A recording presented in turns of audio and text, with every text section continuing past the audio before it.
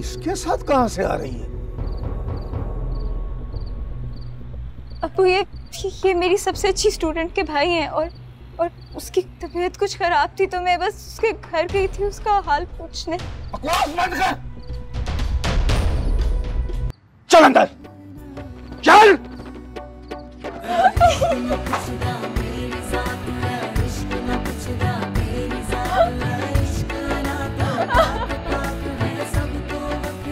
और तू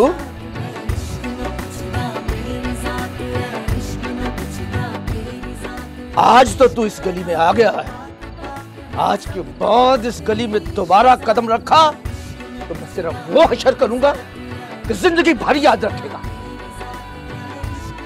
समझे? चल जाए, दबाओ जा यहां से।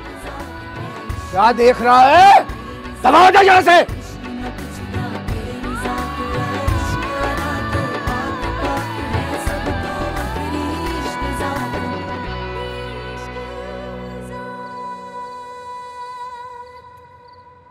नूर!